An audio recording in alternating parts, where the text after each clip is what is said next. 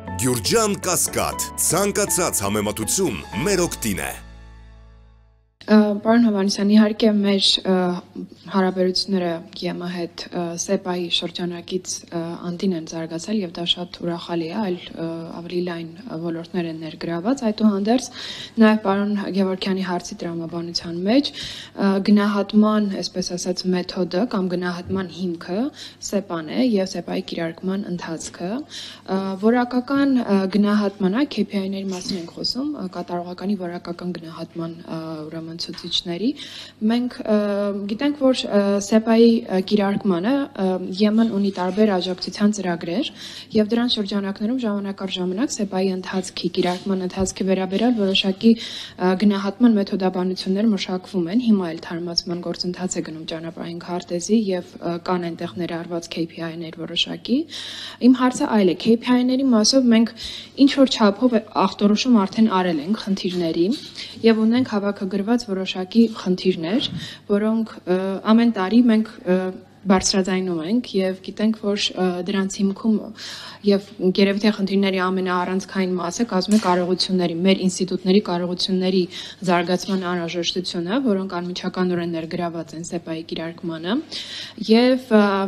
գիտենք, որ նաեւ Եվրոպական միությունը մեզ մենակ չի թողել այս բարեփոխումների լայն օրակարգը կիրարկելու գործընթացում։ Կան տարբեր ֆինանսական, տեխնիկական, փորձագիտական աջակցության ծրագրեր եւ ունեն կարողությունների բաց։ Ես ուզում եմ հասկանալ, մենք այս խնդիրների ախտորոշման արդյունքում արդյոք բանակցում ենք ԵՄ հետ այդ ֆինանսական, տեխնիկական, փորձագիտական աջակցության մեխանիզմները կատարելագործելու ուղղությամբ, որպեսզի ավելի թիրախային լինի աջակցությունը։ Նույն կարողությունների զարգացման հարցը ես հասկանում եմ, որ դա շատ երկարաժամկետ, ֆունդամենտալ փոփոխություն նաև պահանջող հարց է, բայց կան տարբերակներ։ Այդ թվում նաև քաղցառայողների ուրեմն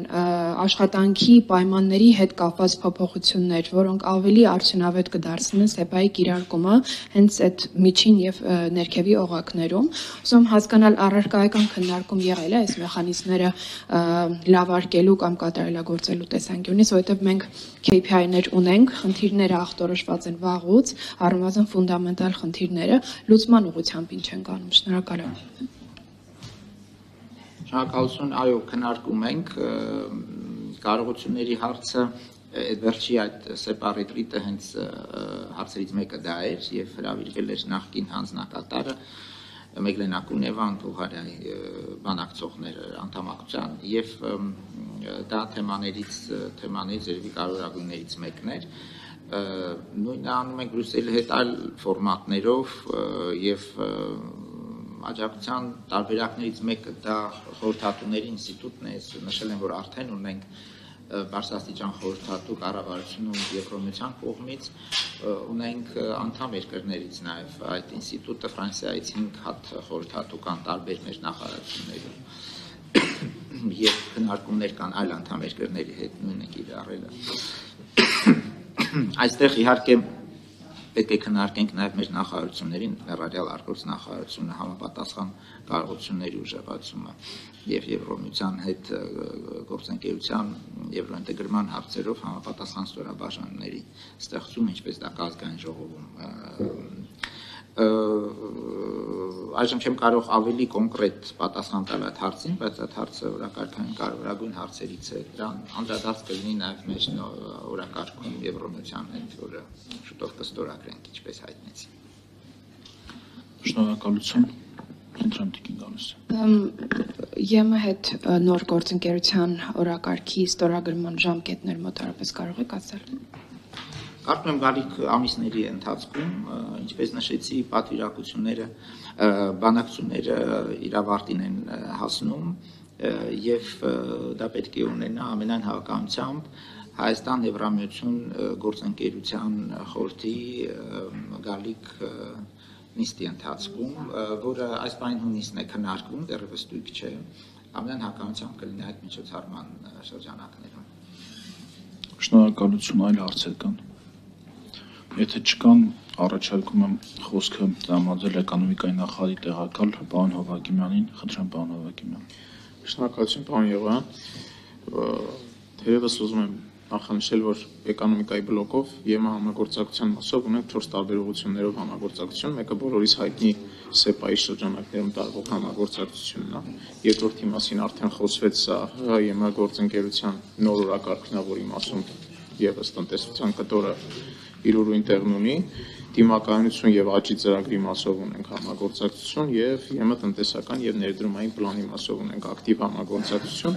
փորձեմ հագիրճ ներկայացնել տեղեկատվություն 4 ուղղությունների մասով ինչ է արվում էկոնոմիկայի բլոկով, ուրեմն համապարփակ եւ ընդլայնված գործընկերության համաձայնագրի ներքո ՀՀ-ԵՄ համապարփակ եւ ընդլայնված գործընկերության համաձայնագրի ներքո գործում է ՀՀ-ԵՄ առևտրի հարցերով գործընկերության կոմիտե, որի 6-րդ նիստը տեղի ունեցել հոկտեմբերի 24-ից 25-ը Բրյուսելում։ Նիստի ընթացքում քննարկել ենք ՀՀ-ԵՄ SEPA մաս 6-ի այդ առևտուր եւ առևտրին առնչվող հարցերի գլուխների իրականացման շրջանակներում, ինչպես նաեւ առևտրի եւ ներդրումների ոլորտում իրականացված զարգացումները, ԵՄ կողմից ՀՀ-ին տրամադրվող ոլորտային աջակցությունը բավականին ակտիվ քննարկվել է 237-րդ հոդվածում ամրագրված պարտավորությունների իրականացումը, խոսքը գնում է կոնյակի մասով այդ վերաբրենդինգավորման մասով տարվող աշխատանքներին եւ աշխարհագրական նշումների պաշտպանության մասով գործընկերությանը։ Ինչպես նաև տեղեկ եք, որ SEPA-ի ներքո առևտրի գործընկերության հարցերով ներքո կոմիտեի ներքո գործում է 3 ենթակոմիտե, խոսքը աշխարհագրական նշումների մասին ենթակոմիտեն է, տնտեսական համագործակցության եւ այլ հարակից ոլորտների ենթակոմիտեն է եւ մաքսային հարցերով ենթակոմիտեն է, նույնպես առևտրի առևտրին առնչվող հարցերի 6-րդ կոմիտեի ժամանակ քննարկվել են ենթակոմիտեի ժամանակ ձեռք բերված պայմանավորվածությունները եւ նրանց իրականացումը։ Այստեղ ուզում եմ նշել, որ երևի մասնակի նաեւ այս մասով կպատասխանի պարոն Գևորգյանի հարցին, որ կոնյակի աշխարհագրական նշումի օգտագործման սահուն եւ արդյունավետ դադարեցման մասով գործընկերության շրջանակներում ունենք տեխնիկական աջակցություն 29 միլիոնի չափով, որը կօգնի ոչ միայն վերաբրենդավորմանը, այլ նաև այս աշխարհագրական չափով 29 միլիոնի չափով, այո, համաձայնագիրը արդեն ստորագրվել է վերջերս, այս համաձայնագրի շրջանակներում ոչ միայն այդ վերաբրենդինգն է լինելու, դե գիտեք, որ կոնյակ բառի փոխարեն ընտրվել է Armenian brand-ի, այլ նաև պետք է աշխարհագրական նշումը ապահովի, աշխարհագրական նշման տակ կան լաբորատոր կարողություններ, հավատարմագրման մի ծանր process, այսինքն սա սկսված է իրավունով գնում է, որը նույնպես կարևոր KPI է, կարող եմ գրանցել։ ՀՀ-ԵՄ գործընկերության նոր օրակարգի վերաբերյալ էկոնոմիկայի նախարարությունը հիմնական շեշտադրումը տրվել է ոլորտային որակի ենթակառուցվածքների եւ արտահանման դիվերսիֆիկացման ուղղված առաջարկություններ եւ ծրագրեր, հույս ունենք, որ այսքան անում ենք ամեն ինչ, որ այս ամեն ինչ ամրագրվի ու ենթադրում ենք, որ սա հենց բխում է թե մեր տնտեսական շահերից, թե համագործակցության շրջանակների ձևաչափին համահունչ է, դրա համար կարծում ենք, որ կընդունվի։ Դիմակայունության եւ աճի ծրագրի շրջանակներում դիմակայունության եւ աճի ծրագիրը նախանշում է Հայաստանի եւ ՄԵՄ աջակցության հիմնական ռազմավարական առաջնահերթ ոլորտները, դիմակայունության եւ աճի ծրագրի իրականացման ճանապարհային քարտեզի ներքո էկոնոմիկայի նախարարությունը տրամադրել է ոլորտային ծրագրի առաջարկներ, արտանման խթանման, առևտրի դիվերսիֆիկացման եւ որակի ենթակառուցվածքների զարգացման ու արդիականացման վերաբերյալ։ Այստեղ նույնպես երևի միանգամից պատասխանեմ գործընկերների կողմից հնչած հարցերին, ինչ արդյունքներ ունենք ֆիքսված եւ ինչ ուղղություններով ենք աշխատում։ Որակի ենթակառուցվածքների զարգացում ուղղությունը, որը ոչ միայն մեր առաջնահերթությունն է, նաեւ ԵՄ-ն է կարևորում, ունենք աջակցություն Հայաստանում որակի ենթակառուցվածքի ծրագիր, որի շրջանակներում ստանդարտացման ու չափագիտության ազգային մարմին ՓԲ-ում արդեն հիմնվել է էլեկտրական մեծությունների տրամաչափարկման լաբորատորիա, ու այս ծրագրի շրջանակներում եւս 3-ը, այսպես ասած, հիմնելու ենք, դրանք են գծային մեծությունների տրամաչափարկման լաբորատորիան, ուժի ճնշման, ուժի մոմենտի եւ հարակից մեծությունների տրամաչափարկման լաբորատորիան, քիմիական մեծությունների տրամաչափարկման լաբորատորիան, ու որպես KPI նրանցից առնվազն 2-ը այս տարի պիտի միջազգային հավատարմագրում ստանան, իսկ 4-ը ազգային հավատարմագրում։ Այսինքն մինչև ազգային 2-ը արդեն ազգային հավատարմագրվել են, միջազգային հավատարմագրման process-ում են։ Գիտեք, այս ոլորտը երբեմն որակի եւ ենթակառուցվածքների զարգացման ոլորտից որ խոսում ենք, շատերը մի քիչ այս ոլորտի նրբություններն ու կարեւորությունը երբեմն այդ չեն, այսպես ասած, ընկալում, բայց ինքը անմիջապես արտանման հիմքում է։ Իսկ լաբորատոր կարողությունները այդ հավատարմագրման ողջ process-ը ինքը արտանման հիմքում է, ու ընդ որում սա ոչ միայն ԵՄ երկրներ, այս ստանդարտներին, երբ որ դու կարողանում ես հավասարվել եւ իրավական դաշտը մոտարկում ես, քո ապրանքը այլևս մրցունակ է ոչ միայն ԵՄ երկրներում, այլ ցանկացած երրորդ երկրում ինքը առնվազն մրցունակ է, եթե ոչ ամենամրցունակը։ Ու այստեղ այս նույն ծրագրի շրջանակներում նաեւ Twinning ծրագիր է իրականացվել, որի շրջանակներում մենք արել ենք ամեն ինչ, որպեսզի մեր հավատարմագրման ազգային մարմինը առնաբը դառնա European Accreditation-ի լիարժեք անդամ։ Անցած տարի դեկտեմբերին նախնական pre-evaluation անցել ենք, մի քանի տեխնիկական դիտարկումներ ունեն, հույս ունենք, որ մոտ ժամանակներս կդառնանք լիարժեք անդամ։ Իսկ սա ինչ է նշանակում։ Սա նշանակում է, որ այլևս նրա կողմից հավատարմագրված հավատարմագրման մարմինները կլինեն ճանաչելի եվրոպական ընտանիքի համար։ Մի խոսքով, եթե ունենանք բոլոր այն հիմնական կարողությունները, որ մեզ պետք է լաբորատոր կարողությունների համար եւ դրամաչափարկման կարողությունները, կարողանում ենք այս ամբողջ շղթան ամփոփենք եւ այդ մասով իմանանք, որ մեր աշխատանքը կատարված է։ Եվ մի քիչ խոսեմ Դե ունենք նաև մի շարք ԵՄ աջակցություն TAEX-ների մասով, փորձագիտական առաքելություն ունենք բուսական նյութերի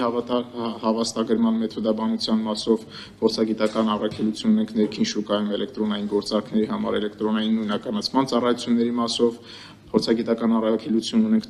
թունաքիմիկատների եւ պարտասնող արտադրանքի կանոնակարգում, ճանաչողական այց ունենք ԵՄ-ում ստեղծագործական կենտրոնների կառուցվածքներ եւ քաղաքականություն, այս գործիքները նույնպես կարևոր են մի շարք կարողությունները զարգացնելու տեսանկյունից եւ ԵՄ տնտեսական եւ ներդրումային պլանի մասով այստեղ էկոնոմիկայի կտորի մասով կան 3 առանձին ճյուղ, առանձնացված ՓՄԶ-ների աջակցություն, արտանման դիվերսիֆիկացիա եւ նաեւ կորպորատիվ պարտատոմսերի թողարկման աջակցության ծրագիր։ Այս մասով ԵՄ-ի գործող աջակցություններից ունենք արտանման դիվերսիֆիկացիայի ռազմավարության մշակումը, որտեղ կարողությունների զարգացման տեսանկյունից ԵՄ աջակցության շրջանակներում ունենք 2 փորձագետներ գրաված, նաև USAID-ի հետ էինք համատեղ մշակում ռազմավարությունը, ամփոփման փուլում է, հույս ունենք շուտով արդեն